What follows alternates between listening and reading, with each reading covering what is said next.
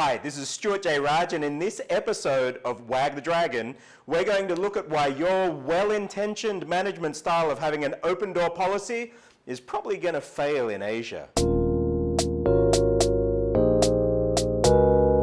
Before I go any further, don't forget to click subscribe and like, and that means that the next time that I put a video out that's going to help your business in Asia, you're going to get an alert.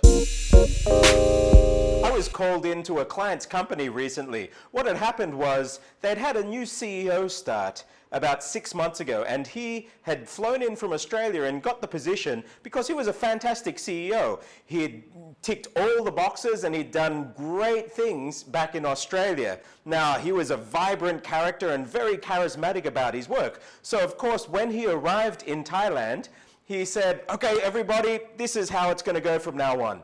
I have an open door policy. Anybody has a problem, come in, talk to me, and we'll get it sorted." A week went by, nothing. 2 weeks went by, nothing. 1 month, 2 months, 6 months, nobody came and spoke with him.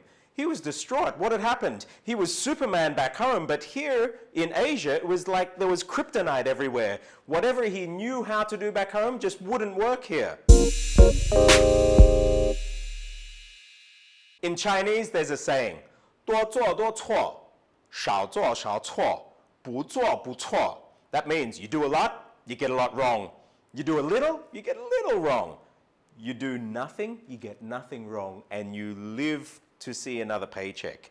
Now, 不错 in Chinese means nothing wrong, but it also means it's just really easy. Nothing's going to faze you. And that's basically what it's like all across this region.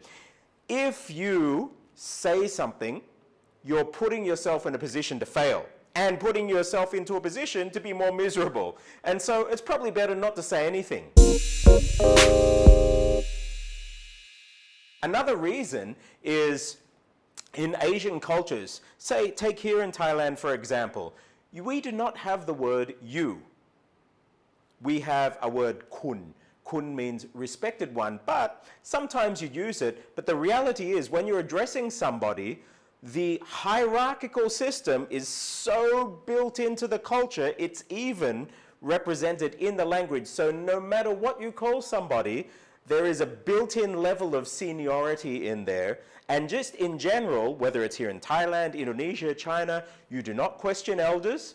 If somebody is higher on the totem pole than you, you don't say anything that could cause them to lose face, feel like they've done something bad or a wrong job, and you especially don't draw fault to yourself, because you're probably, if you do that, you could well be in the firing line should somebody's head have to be on the block. So, 不做不错.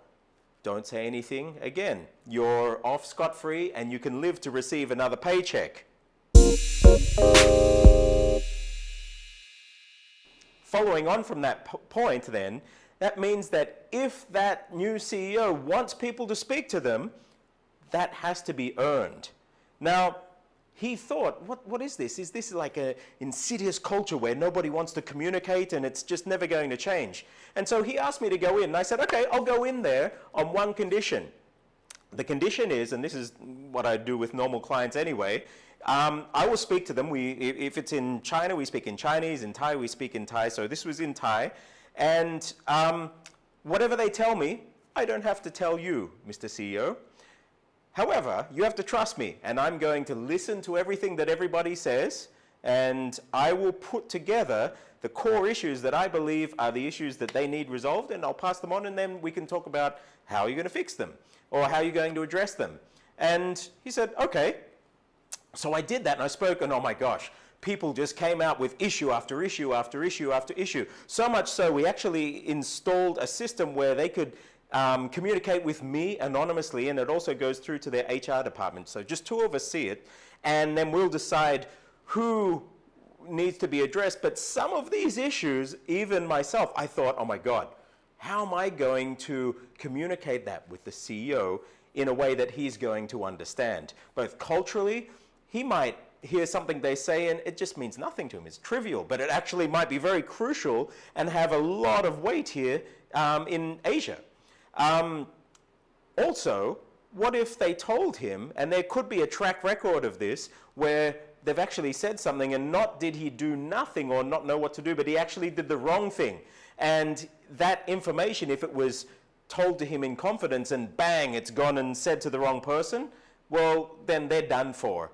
And so going back to 不做不错, it's probably better to not say anything and just live happily and not get into trouble through what you've brought to the boss's attention.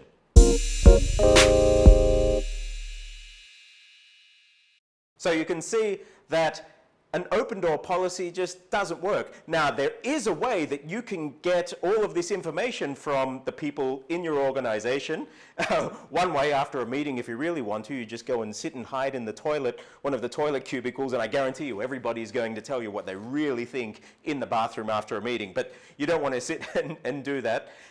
There are ways of doing it. There are ways of setting systems up and getting a way that people feel safe to communicate. But that has to be earned, and you can't expect to go into a company that you have no track record in and expect them to give you the respect just because you say so.